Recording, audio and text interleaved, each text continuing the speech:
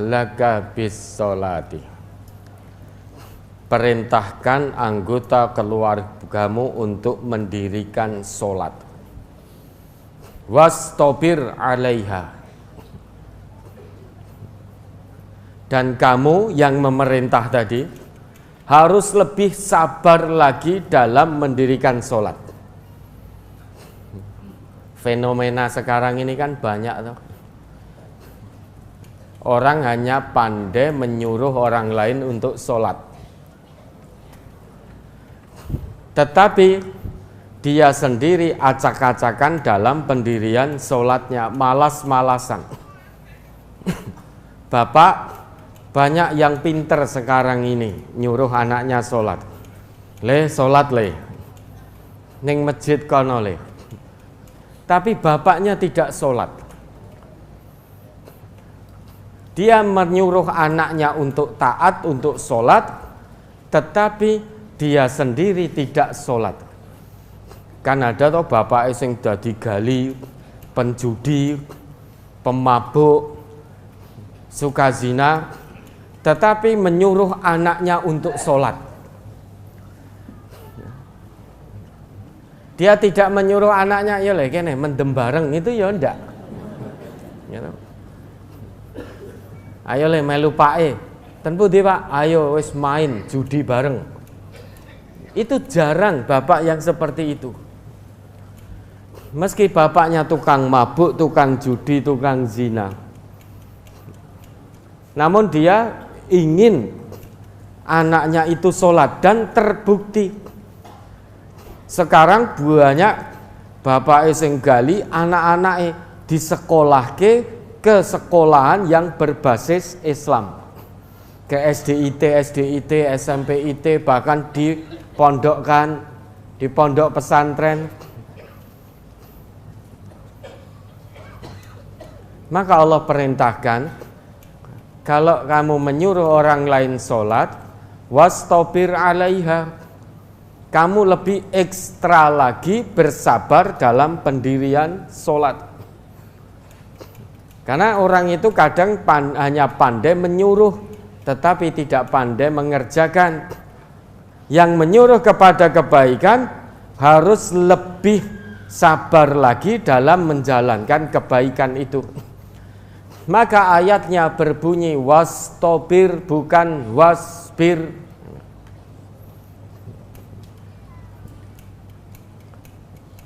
Ayatnya tidak berbunyi wa'mur ahlaka bis sholati wasbir alaiha, tetapi wastobir alaiha. Kalau diterjemahkan ke dalam bahasa Indonesia artinya sama, dan bersabarlah kamu dalam mendirikan sholat. Mau wasbir, mau wastobir, itu sama kalau diterjemahkan ke dalam bahasa Indonesia. Tetapi wastobir itu ada dua huruf tambahan, yaitu alif atau hamzah dan to. Kan aslinya sobaro, kemudian menjadi istobaro, kan itu. Aslinya kan ini sobaro. Kemudian ada tambahan dua huruf alif di depan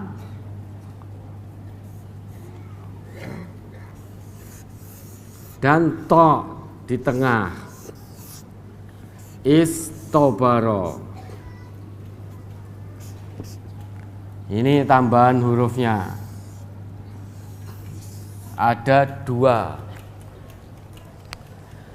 Dalam bahasa Arab,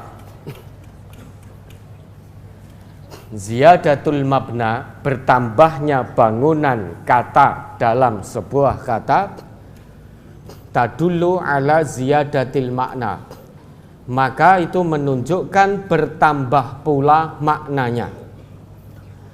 Kalau sobaro itu sabar, tapi kalau istobaro sabar yang berganda. Misal kalau sobaro itu sabar, tapi kalau istobaro itu kesabaran yang berlipat ganda, ekstra sabar, itu istobaro. Dan setiap ada tambahan huruf dalam kata bahasa Arab itu menunjukkan ada usaha yang harus dilakukan oleh pelakunya. Dalam hal ini, orang menyuruh keluarganya untuk sholat, maka dia harus menambah kesabarannya, menambah usahanya untuk mendirikan sholat. Sabar dalam sholat itu yang seperti apa? Tunaikan sholat pada waktunya. Jangan ditunda-tunda, jangan mendirikan sholat dengan rasa malas. Karena malas berdiri dalam sholat itu sifat sholatnya orang munafik. Orang munafik itu malas untuk sholat, meski pada akhirnya juga sholat. Kalau dulu orang munafik itu sholatnya yajlisu yarkubus syamsa, dia duduk mengintai matahari. Artinya orang dan gage-gage untuk sholat, tidak gembrigah untuk mendirikan sholat. Engko sik, Allah engko sik tiliki srengenge alah sik ning kono engko sik. Begitu matahari baina qarnay syaiton, berada di antara dua tanduk setan, artinya sudah mau tenggelam, waktu asar sudah mau habis, qoma, dia berdiri sholat. Fanaqaraha arba'an, dia mendirikan sholat 4 rakaat ini secepat kilat seperti ayam mematuk makanan. La yadhkurullah illa qalila. Dalam sholatnya dia tidak mengingat Allah kecuali sedikit sekali, karena kejar-kejaran dengan waktu. Nah, kalau orang sekarang menunda-nunda dengan melihat jam. Walah, lagi setengah papat. Maghrib ijik suwe, apalagi sekarang maghrib jam 6 kurang 10 menit ya. Ya dah. Jam 6 lebih malah sekarang ya. Baru setengah 4. Kemudian dilihat jam lagi baru setengah 5. Masih 1 jam setengah. Dilihat lagi jamnya masih jam 5. Masih asik beraktivitas orang dan gembrigah. TKT setengah 6 ya cik santai-santai, cik baca medsos, internetan, leha-leha, cik ngegame dan lain sebagainya. Masih WA-WA-an. Begitu 6/4 wis rodok gedandapan. Ning yo ora ndang ngadeg karena masih 25 menit misalkan. Begitu jam 6 baru jerantal, ambil wudhu, berdiri 4 rakaat. Kira-kira sholatnya ya jentat-jentit, selesai sudah seperti ayam mematuk makanan. Itu sholatnya orang munafik. Dari tata pelaksanaan waktunya saja itu sudah tidak bisa sabar. Dia malas-malasan, menunda-nunda. Itu saja sudah tidak bisa sabar. Belum lagi sabar dalam hal tegaknya fungsi sholat yang tanha anil fahsya wal mungkar. Orang yang sholatnya benar, sabar dalam sholatnya, itu sholatnya menjadi tameng dari 2 bentuk kemaksiatan. yaitu fahsya, keji, dan mungkar. Fahsya itu kemaksiatan, dorongannya hawa nafsu perut ke bawah, maka zina itu fahsya. Atau kemaksiatan yang madorotnya tidak hanya menimpa pelakunya saja, tapi juga menimpa orang lain yang tidak melakukan. Maka seperti riba itu fahsya, keji. Setiap fahsya pasti mungkar. Setiap kekejian pasti kemungkaran. Tidak setiap kemungkaran itu kekejian. Karena yang namanya kemungkaran itu adalah kemaksiatan yang tidak bisa diterima oleh fitrah keimanan dan ketakwaan. Kemungkaran adalah kemaksiatan kepada Allah yang tidak bisa diterima oleh akal sehat kita. Maka orang yang sholatnya benar dan sabar betul dalam pendirian sholat, artinya sabar waktunya, karena sholat itu waktunya sudah ditentukan oleh Allah. Inna sholata kanat 'alal mu'minina kitabam mauquta. Sesungguhnya sholat itu adalah kewajiban bagi seorang mukmin yang waktunya telah ditentukan, tidak boleh buat waktu sendiri.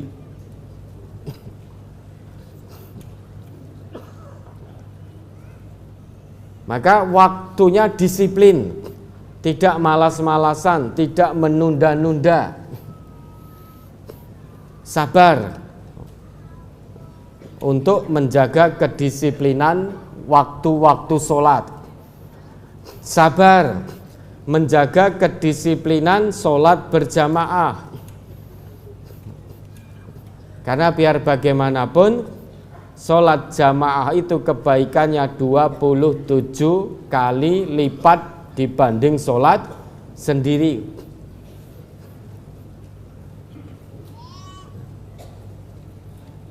Sholat jamaah itu 27 kali lipat kebaikan di sisi Allah dibanding sholat sendiri. Kalau boleh diumpamakan, sholat sendiri itu 1 kebaikannya, sholat jamaah itu 27. Ketika urusan dunia, Bapak Ibu pilih 1 juta atau 27 juta? Tanyakan nuraninya masing-masing. Ini uang 1 juta, uang 27 juta. Bapak Ibu pilih yang 1 juta atau 27 juta? 27. Ini uang 100 juta, yang ini 270 juta misalkan. Bapak Ibu pilih yang mana, 100 juta atau 270 juta? 270 juta. Partai-partai politik itu pilih 1 kursi atau 27 kursi? 27 kursi. Itu untuk urusan dunia yang pasti kita tinggalkan. Kita pilih sing okeh. Tapi untuk urusan akhirat, kebahagiaan dunia dan akhirat, kenapa tiba-tiba kita pilih yang sedikit, pilih 1 kebaikannya? Kenapa tiba-tiba pilih yang sedikit? Ta'alau ilastifta'i qulubina. Mari kita tanyakan nurani kita masing-masing. Kalau urusan dunia yang pasti akan kita tinggalkan saja, kita pilih kelipatan 27 karena itu lebih banyak. Tapi untuk kebahagiaan dunia akhirat yang Allah janjikan, kenapa tiba-tiba kita pilih yang sedikit? Maka sabar dalam pendirian sholat jamaah. Selain itu, sabar dalam menjaga fungsi sholat yang tanha anil fahsya wal mungkar. Orang yang sholatnya benar, menurut Allah dalam Quran surat An-Nisa 103 itu, di kondisi dan situasi apapun dan bagaimanapun juga, orang yang sabar dalam sholatnya, dia akan ingat Allah. Baik ketika beraktivitas, ataupun ketika beristirahat, ataupun ketika tidur, ya, hidupnya terpimpin oleh Allah, sehingga semua kondisi dan situasi dia akan senantiasa ingat Allah. Itu orang yang sholatnya benar, sholatnya sabar. Dalam situasi yang lapang, penuh dengan kemudahan, dia ingat Allah dengan cara bersyukur. Dalam kondisi yang sulit serba terhimpit, dia tidak gresulo, tidak menggerutu, tetapi dia terus ingat Allah dengan cara sabar. Itu orang yang sabar dalam mendirikan fungsi sholatnya. Termasuk sabar dalam sholat itu tumakninah di setiap gerakan dan bacaan, ya. Tidak terlalu cepat, tidak terlalu lambat, itu namanya tumakninah. Tumakninah itu penuh dengan ketenangan, istiqror, jadi penuh dengan ketentraman. Berdiri sholat itu hatinya tenang, hatinya tentram. Maka setiap gerakannya, setiap bacaan dilakukan secara tumakninah. Tumakninah kuwi ora kok terus suwe gitu, bukan. Tumakninah itu tidak terlalu cepat, tidak terlalu lambat, berada di tengah-tengah itu tumakninah. Tumakninah itu tidak harus suratnya panjang-panjang, tidak. Dan kalau Bapak Ibu mau sholat sendiri, pas sholat sendiri, sholat sunnah atau pas tahajud, monggo 1 rakaat Al-Baqarah sampai selesai. Itu boleh, silahkan. Nanti rakaat kedua Al-Imran sampai selesai. Karena tahajud nanti berdiri lagi An-Nisa sampai selesai. Begitu seterusnya, monggo silahkan kalau itu mau pas sholat sendirian. Tapi kalau Bapak Ibu pas jadi imam, jangan memberatkan makmumnya. Karena ini alhamdulillah hafid Quran.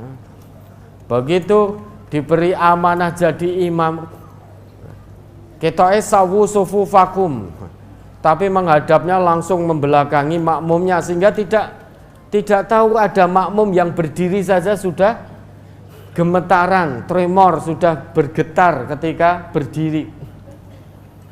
Ada yang sakit, nggak ngerti, wong tidak menghadap imam, menghadap makmum, ya. Begitu selesai Al-Fatihah, sesudah imam baca waladhdallin, makmum menjawab. Sesudah itu imamnya langsung alif lam mim dzalikal kitabul la raiba fi. Makmumnya iki kok pasti mung tekan faulaika humul muflihun. Tibae tidak, innalladzina kafaru sawaun. Enggak selesai, sambung lagi.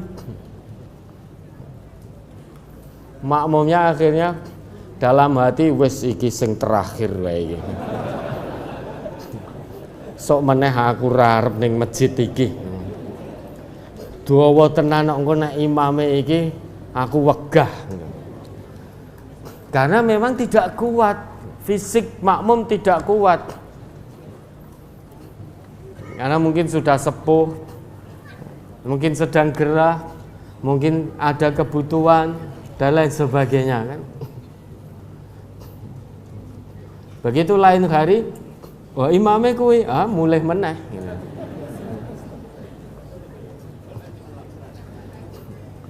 Tapi ketika masuk rakaat ketiga, keempat, bacaan sir, tiba-tiba makmum baru baca sampai iya kana budu, imam wis ngejak rukuk. Lah kok iki cepet men ketika sir, ketika jahar suwene ra karuan. Tapi ketika bacaan sir cepat sekali, makmumnya sampai kecontalan. Ya mungkin dengan satu nafas. Alhamdulillahirabbil alamin arrahmanir rahim maliki yaumiddin iyyaka na'budu wa iyyaka nasta'in ihdinas siratal mustaqim siratal ladzina an'amta 'alaihim ghairil maghdubi 'alaihim waladdallin. Amin. Langsung ngejak rukuk, makmumnya lagi tekan iyyaka na'budu wa iyyaka nasta'in. Kaget iki imam iki piye to ki. Ketika tadi jahar saja panjang. Satu rakaat bisa 15 menit, 20 menit, setengah jam. Ketika sir, lah kok cepat sekali sampai kecontalan. Nah maka kalau Bapak Ibu jadi imam yang bijaksana, sawwu sufufakum itu sambil melihat, lihat keadaan makmumnya, lihat kanan, lihat kiri, nek perlu jinjit, lihat belakang. Meski Allah anugerahi Bapak Ibu hafal Quran alhamdulillah, tapi bijaksanalah dalam saat mengemban amanah menjadi imam dalam sholat. Sabar, tumakninah ya. Tenang. Begitu Allahu Akbar, tenang, hati itu tenang, tentram. Tidak terburu-buru, tidak terlalu lama. Jadi berada di tengah-tengah, di pertengahan. Bacaannya tetap tenang, tidak usah terburu-buru. Ya, ada lagi?